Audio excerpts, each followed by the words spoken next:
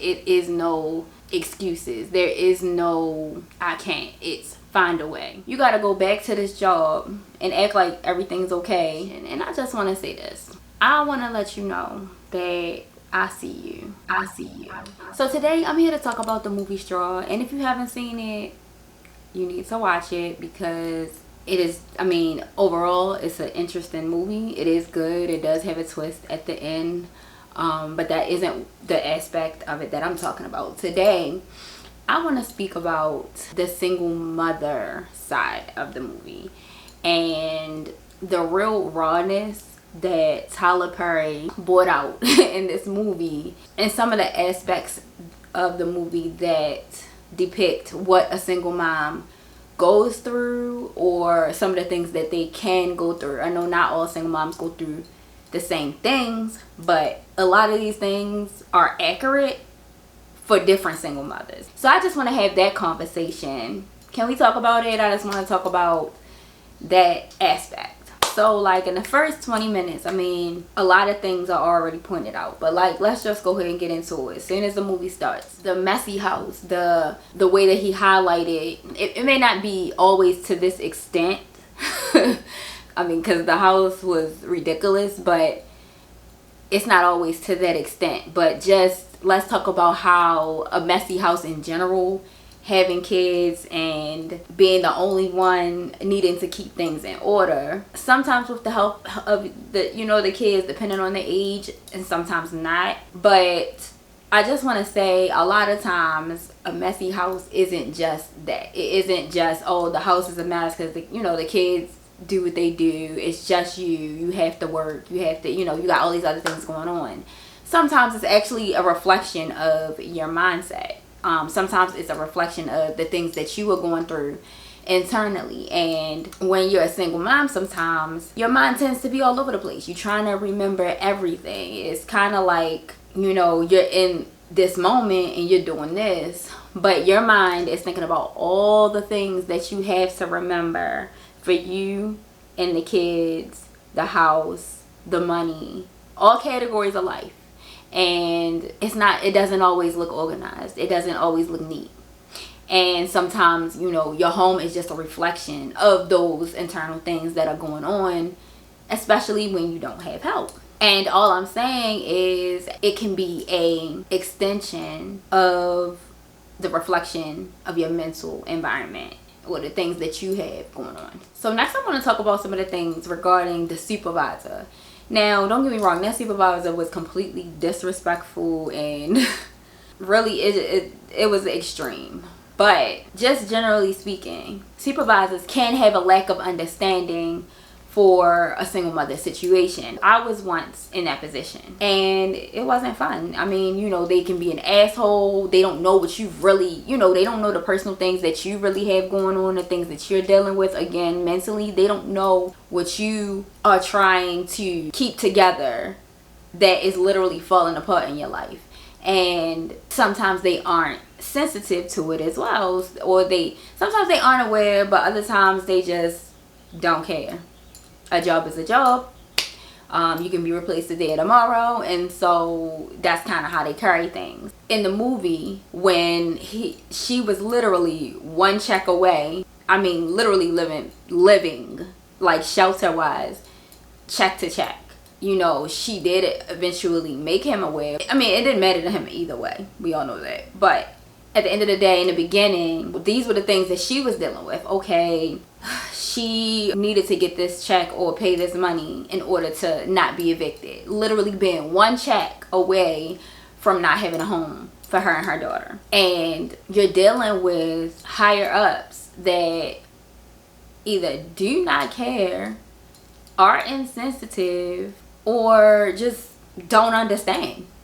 So I thought, that was an interesting part of the movie that he included. And just like the personal things that she was going through in general that the supervisor had no idea about. So for example, she asked to go to the school because her kid was getting teased for not having the $40 to put, to get the food I guess that the other kids were getting, right? And so because she didn't tell him every single detail of why she needed to go to the school, what was going on with her daughter, Not that she even had the time, if we're being realistic. So she stops at the bank to try to get the last $40 that she has in her account so that her child isn't teased at school for not having the same lunch. And when she gets back, he says to her, this other employee saw you at the bank when you said you were going to the school.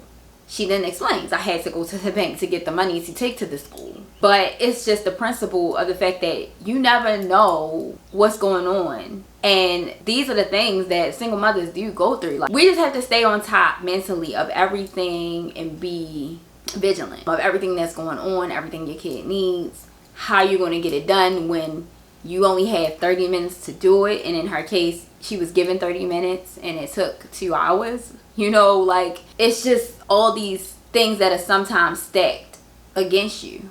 And you're still just trying to make it happen. Majority of her issues was stemming from finances, right? So let me break this down.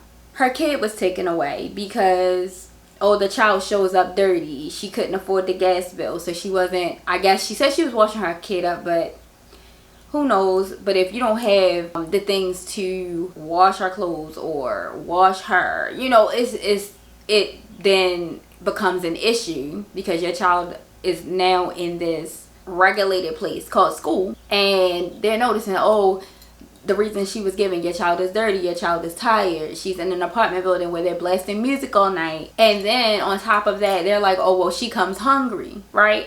Okay, you're saying she comes hungry and she's feeding her which she can afford.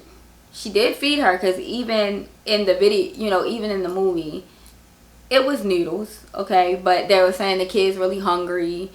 And then on top of that, she wasn't given the money, I guess, to put in her account to eat the regular food. And then later, her shelter was even taken away, right? So all of these things stem to financial things, right? So then she had to turn around after her child was taken and show back up to work as if nothing happened. Again, you don't know the personal things that she's going through that all stem from, in her situation, finances. But you gotta come to work and you have to show up, because if you don't show up to work, you're gonna lose even more, because then you're not making money at all, right?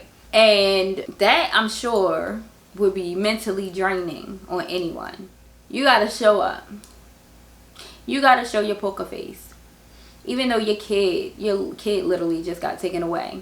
You gotta go back to this job and act like everything's okay, because let's be real, you don't want everybody knowing your business, especially somebody like a supervisor like she had. Her shelter was taken away. The money that she is making, she just lost, you know, a few hours of that she could have made, because she had to take care of something with her child. She doesn't have anybody else to help her, so she's doing it on her own and she's trying to figure it out. And you know, it's stressful and you're dealing with it. You only got you. And that's one of the things that she said in the bank. Like, she has her. That's it. Like, she only got her. So, what do you do? Now, the guy throwing the juice at her, that was a little extreme. But you ever heard that saying, and I know you have, be kind to people because you never know what they're going through. And, of course, all of that later came out. Everything that she was going through on that live. But you never know what somebody's going through. And I know single motherhood can be trying. Single motherhood can be stressful. You can be going through all of these things and you show up in the world as if nothing is wrong. I've done it. I've been there. So next I'm going to talk about the situation with the car. That's another thing, is being one accident away or one fix, one maintenance issue away from not having a vehicle. That's something else that a lot of single moms have encountered or have faced. And you need your vehicle to get around. So in addition to the maintenance and the money that it, you know, takes to maintain the car, insurance, maybe a car payment if you didn't buy a cash car, things like that can take a toll on you. And then, like she did, you can run into an insensitive cop who doesn't care about your situation again in this world, trying to figure it out alone, trying to do it alone. And you run into these people in different places or authority and situations, and they just don't care. So you gotta kind of figure it out. I say single moms are one of the strongest people in this world. You are one person doing the job of two. Some of you are having to afford everything alone, and because of that you're having two jobs, some of you even three jobs, and in that instance you're sacrificing your time with your child, and those two jobs or those three jobs are literally enough to make ends meet, and you're still, even with three jobs, living, some of you, paycheck to paycheck. You are like the lady in Straw, trying to be two people, doing the best you can with what you have, and doing everything in your power to take care of your child. Trying to keep the lights on, trying to keep a roof over their head, while trying to give them the quality of life that some of these two-parent households have, that your kids are seeing in school or in other environments that they happen to be in or are around. Facing the reality of eviction like Taraji P. Henson did in this movie, and she had seemed like a private landlord and she just didn't care. So again, more people that just don't care. It's you for your kids. That's it. It hardens us, and I'm going to say us because it did. I'm no stranger to that part of it. It hardens you to be somebody or something that wasn't intended for just you to be, but you don't have a choice, so you're that. And it is no excuses. There is no I can't. It's find a way. You don't have time for feeling sorry for yourself. You don't have time to bask in pity. You can't do that. If you can't do anything, you can't do that. So everything else you have to literally take can't out of your vocabulary. You have to figure it out. Because if you don't, you end up in situations like she did in that movie. And then some of you have even like the school officials judging you for what you are able to provide, or lack thereof, I guess I should say, and not being understanding of the situation. And I just want to say this. I want to let you know that I see you. And from a single mom to another single mom, I made a promise to myself years ago that I would provide the life of a two-parent household experience to my children by myself. If another man came along, whatever, that was a bonus, but my responsibility to my kids and my promise to myself was to provide them with a two-parent household, regardless of what anybody else decided to do or not to do. And I've done that. So when I say I see you, I mean that. I see you. If you look at my channel and look at the videos that I've done, my whole purpose in this channel is to show you, to teach you, to guide you through some of the things that I've figured out as a single mom, how I've been able to give my children a better life. And it took sacrifice, it took risk. There were some scary moments. It was not always a walk in the park. And I can't promise you that it's going to be always, roses and peaches and rainbows. No, I can't promise you that. But if you watch some of my videos, better is possible, even alone. Forget what society says. Forget some of the comments and some of these podcasts that you hear talking about single moms. Shut all of that out. I don't even watch it. I don't care. Because at the end of the day, I've given my kids a damn good life. And I am now on a mission to help other single moms do the same thing. If I know how to do it, I'm trying to help you do it too. If I've done it, I'm trying to help you get there too. If I've gone through it, I'm trying to hold your hand through that as well.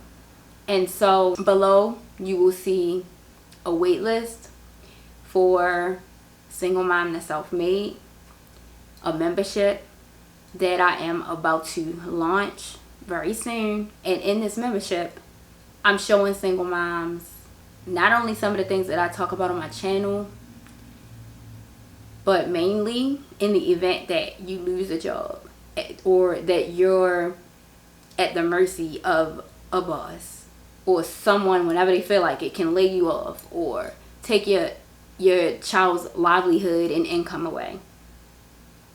You got you. You create a job for you. And not even a job, something you actually enjoy doing. But something that you can count on. Building something like that. That's what this membership is about. And if that's something that you're interested in, then I look forward to seeing you in there. Put yourself on the wait list. I love y'all, and I do love the fact that Tyler Perry highlights some of the aspects of single motherhood that isn't always talked about. So I appreciate that. Until next time, love y'all. Prima donna gasping when she see the commas, laughing to conceal the monsters.